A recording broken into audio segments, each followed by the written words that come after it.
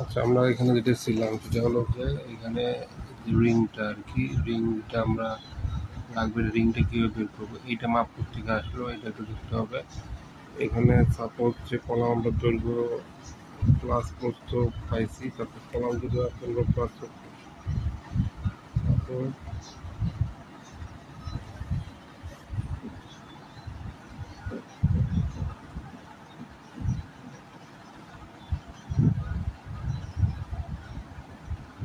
পনেরো 24 হলে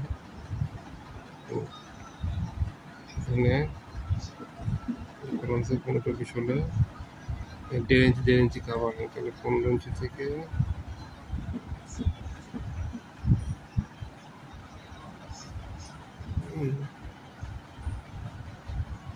এই যে আমার রিং, এটা আমার রডটা, এটা কাভারিং, এটা হচ্ছে সব সাইডে আর কি 1.5 ইঞ্চি, তাহলে 15 মাইনাস 1.5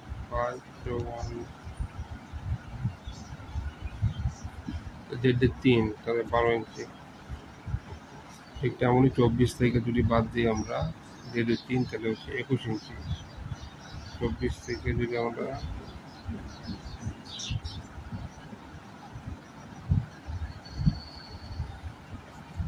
10 ইঞ্চি বাদ দিই তাহলে 21 ইঞ্চি, তাহলে আমরা 22 21 যোগ 12 যোগ 6 ইঞ্চি, এখানে যেটা আসবে এটা হচ্ছে আমার যা হবে আনসার, এটা হচ্ছে আমার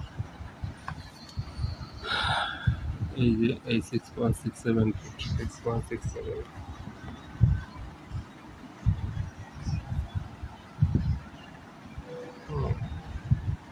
এখানে যেটা হবে আর কি সেটা হচ্ছে এটা C1, C1 হচ্ছে 15-24।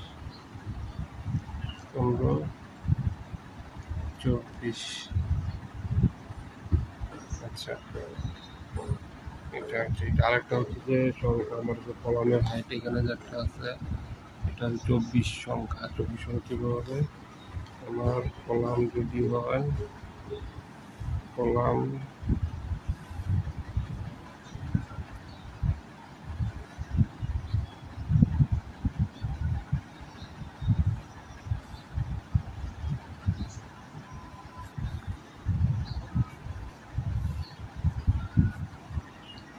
এটা যদি টোটাল 10 ফিট হাইট হয়,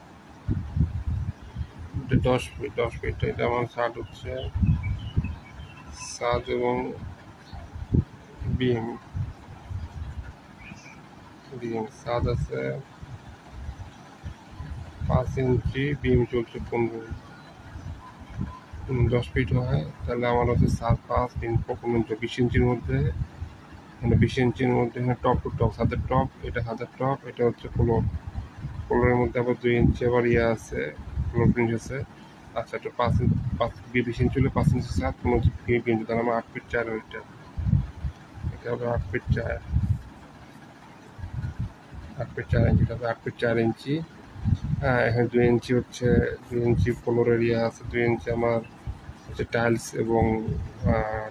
এবং হচ্ছে মশলা আছে, সেগুলো মশলা 2 ইঞ্চি সাপোজ, এটাকে তাহলে আমার 8 ফিট 4 ফিট, তাহলে আমার 8 ফিট 4 ইঞ্চি, 8 ফিট 4 ইঞ্চিতে আমরা 5.5 ইঞ্চি, 8 ফিট 4 ইঞ্চি মানে হচ্ছে 8.33। এটারে আমরা হচ্ছে এগুলো যদি আমরা 5